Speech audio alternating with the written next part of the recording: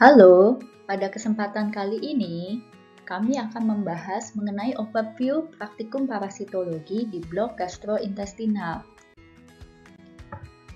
Pembagian kelas praktikum PJJ blok gastrointestinal akan dilakukan di channel Microsoft Teams. Nah, untuk presentasi dan diskusi nanti akan dibagi menjadi dua kelompok besar, yaitu kelompok A dan kelompok B. Yang kelompok A itu kelompok PBL 1-8, pada saat presentasi maupun diskusi nanti akan diampu oleh Dr. Meliana, Dr. Peggy, dan Dr. Robi. Sedangkan untuk kelompok B, yaitu kelompok PBL 9-16, akan diampu oleh Ibu Maria, Dr. Sam, dan Dr. Lesmana. Pada overview kali ini, jadi kami akan memberitahukan mengenai parasit-parasit apa saja yang akan dibahas di blok gastro ini, terutama di bagian praktikumnya. Jadi secara garis besar ada dua, yaitu cacing dan protozoa. Yang cacing ada yang nematoda intestinalis, baik itu yang STH atau soil transmitted helminth atau geohelminth yang disebutnya, dan maupun yang non STH. Kemudian ada juga trematoda intestinalis atau trematoda usus dan juga cestoda intestinal. Untuk yang protozoanya yang akan dipraktikumkan yaitu amoeba intestinalis, baik itu yang patogen maupun non-patogen, kemudian flagellata intestinalis dan coccidia opportunistic intestinalis. Untuk praktikum parasit di blok gastro ini lebih dikaitkan dengan diagnosis dari bahan klinik feses untuk mengetahui parasit penyebabnya. Nah, karena untuk diagnosisnya dari pemeriksaan feses atau tinja, jadi yang kita pelajari itu kita perlu tahu nama parasit. Yang kita diagnosis itu nama parasit penyebabnya apa. Nah, untuk nama-nama parasit penyebabnya nanti akan dibahas lebih lanjut di slide-slide berikutnya. Selain itu, kita juga perlu tahu dari masing-masing parasit itu, dia termasuk yang diketemukan dari pemeriksaan feses itu dia stadium apa, dan stadiumnya itu merupakan stadium infektif atau diagnostik. Yang pertama, cacing nematoda intestinalis atau kalau bahasa awamnya nematoda adalah cacing bilik. Nah, yang termasuk di nematoda usus ini itu nanti dibagi lagi menjadi baik itu habitatnya di usus kecil atau usus besar. Nah, ini dikategorikan sebagai nematoda intestinalis atau usus karena jika menginfeksi manusia, bentuk cacing dewasanya itu bisa ditemukan di usus kita. Nah, kalau yang termasuk usus yang habitatnya di usus halus atau usus kecil, itu ada Ascaris lumbricoides, ada hookworm atau cacing tambang, yaitu nanti akan dibahas ada Ankylostomma duodenale dan Necator americanus. Kemudian ada Strongyloides stercoralis dan juga ada Trichinella spiralis. Nah, ini kenapa yang Trichinella saya highlight pink? Nah, itu nanti kalian bisa baca di contoh soal tugas Trichinella. Nah, kalau yang habitatnya itu di usus besar, itu ada Trichuris, Trichiura, dan Enterobius vermicularis. Nah, itu berdasarkan pembagian kalau habitat cacing dewasanya.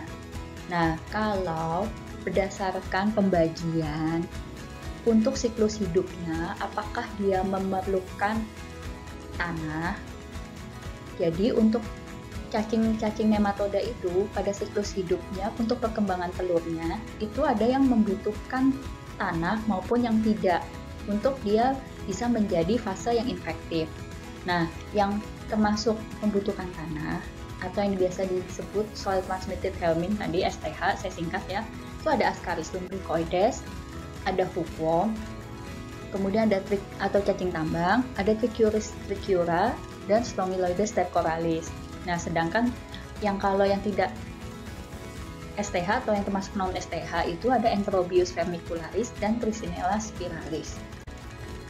Untuk selanjutnya adalah cacing trematoda.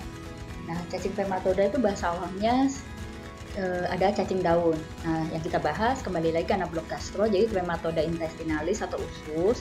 Sama tadi yang di nematoda, berarti artinya habitat cacing dewasanya itu kalau menginfeksi manusia bisa ditemukan di usus. Nah, tapi kalau yang trematoda ini semuanya ditemukannya di usus halus atau usus kecil kita.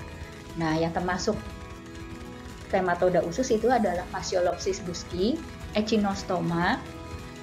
Ini ada Echinostoma malayanum, Metagonimus yokogawai, serta Heteropyes heterophyes.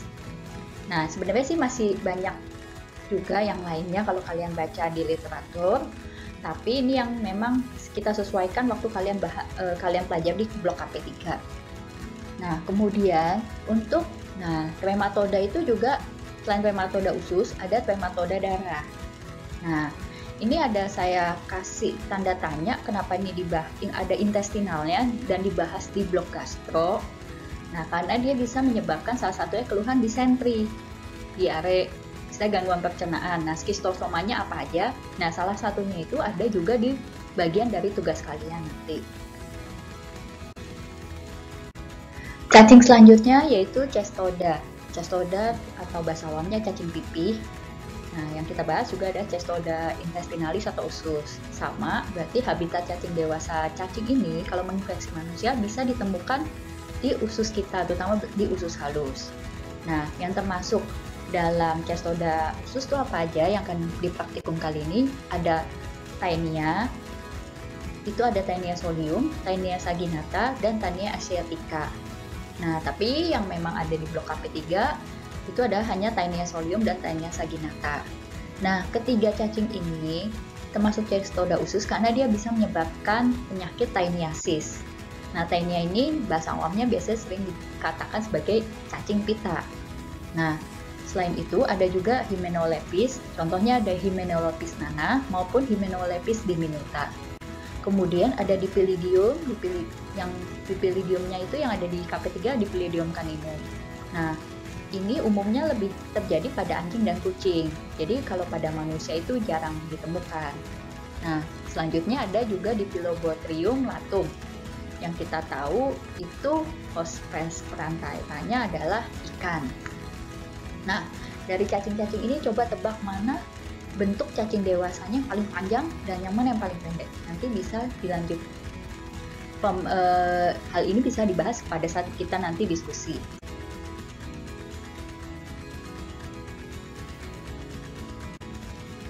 Selanjutnya kita akan masuk ke protozoa. Seperti yang tadi sudah disampaikan di awal, yang akan dibahas protozoanya pertama ada amoeba intestinal atau amoeba usus. Nah, amoeba ini ada yang patogen maupun non-patogen. Nah, kalau yang patogen itu yang akan dibahas ada Entamoeba histolytica.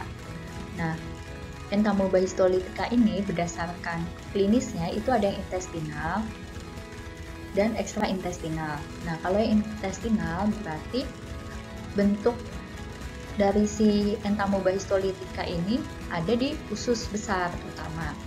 Nah, yang keluhan di intestinalnya itu paling khas adalah disentri amoeba biasa disebutnya. Nah, itu terjadi karena bentuk atau stadium trombozoidnya itu menembus mukosa usus besar yaitu kolon sehingga terjadi ulkus, makanya yaitu terjadi disentri. Nah, untuk morfologinya secara mikroskopis dari hasil pemeriksaan tinja itu Entamoeba histolytica itu tidak bisa dibedakan dengan Entamoeba dispar sebenarnya. Nah, jadi kalau menulis itu biasanya kalau untuk diagnosis laboratorium itu ditulis Entamoeba histolytica atau Entamoeba dispar. Nah, stadium atau bentuk dari Entamoeba histolytica ada apa aja sih? Jadi ada secara garis besar ada dua, yaitu ada stadium vegetatif atau trophozoid. Nah, ini pun ada dibagi dua, ada bentuknya histolytica maupun minuta, tapi biasanya secara garis besar hanya trophozoid atau kista. Nah, kalau yang trophozoid bentuk histolytica itu besarnya kurang lebih itu 20-40 mikrometer. Dengan ciri khas itu endoplasmanya itu dengan ada vakuolanya dan terdapat eritrosit. Sedangkan kalau yang bentuk minuta itu ukurannya lebih kecil, 10-20 mikrometer. Itu endoplasmanya itu ada dengan vakuola juga tapi tidak atau tanpa eritrosit. Tidak ketemukan eritrosit.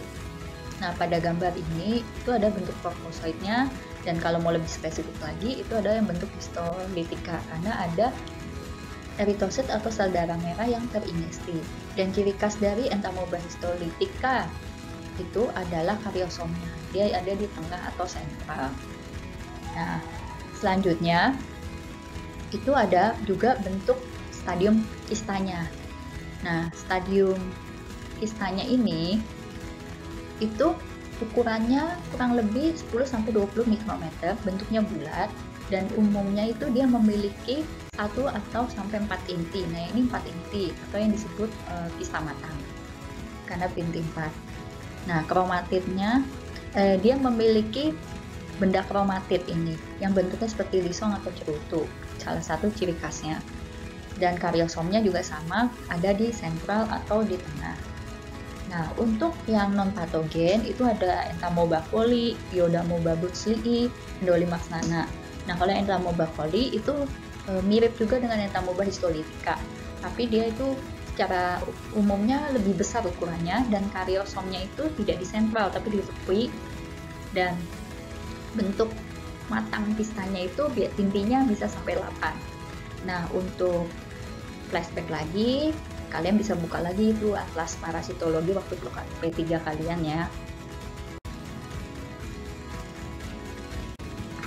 Protozoa selanjutnya yaitu Flagellata intestinal atau Flagellata usus.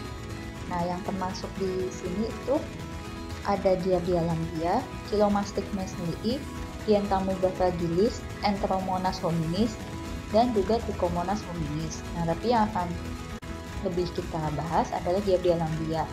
Nah, dia itu pada saat menginfeksi manusia, habitat dari protozoa ini adanya di usus halus manusia. Nah, Flagellata intestinalis yang Giardia lamblia ini, cara morfologi dia memiliki 2 stadium atau 2 bentuk. Jadi ada stadium trofozoid atau bentuk aktifnya, dan stadium kista bentuk pasifnya. Nah, yang stadium trofozoid ini, kalau kita lihat nih bentuknya kayak buah jambu monyet. Dia memiliki 2 inti atau nukleus. Dia juga memiliki aksostil, memiliki flagel, dan juga memiliki badan parabasal. Nah, kalau untuk bentuk atau stadium kistanya, dia itu intinya ada 4, punya juga badan parabasal, tapi ini tidak selalu terlihat kalau badan parabasalnya. Nah, bentuknya bisa kita lihat lonjong. Nah, dinding kistanya ini cukup tebal. Nah, kalau untuk selanjutnya itu juga ada golongan dari protozoa ciliata yang besar ukurannya, yaitu Balantidium coli. Ini berdasarkan ukurannya itu merupakan protozoa usus yang terbesar. Nah, dia itu kalau menginfeksi manusia itu habitatnya itu di usus besar. Nah, host perantaranya itu adalah yang terutama ada babi. Cuman ini jarang sekali ditemukan di manusia infeksinya. Nah, ini juga punya 2 stadium, ada stadium trofozoid, ada stadium kistanya. Kalau stadium trofozoidnya bisa kita lihat bentuknya seperti ini. Yang khasnya ada dia memiliki makronukleus, kemudian juga dia ada sitostom yang ini seperti celah, serta karena namanya dia golongan ciliata, jadi dia memiliki silia. Kemudian untuk bentuk atau stadium kistanya itu sama, khasnya juga punya makronukleus. Kalau mikronukleusnya sangat jarang terlihat. Nah, dindingnya ini tebal dan terdapat pastinya silia. Nah, yang untuk Balantidium coli ini dia bukan termasuk Flagellata intestinalis ya. Nah, dia itu masuknya protozoa Butzlia, dan memang tadi di bagian awal tidak saya masukkan karena infeksi ini sangat jarang ditemui, tapi juga bisa masuk kategori protozoa usus juga. Protozoa selanjutnya atau yang terakhir yang kita bahas di praktikum di blok gastro ini ada Coccidia opportunistic intestinal. Nah, utamanya itu kalau menginfeksi manusia, habitat dari protozoa ini bisa ditemukan di usus halus, dan dia itu sifatnya menginvasi sel epitel usus atau yang disebut enterosit.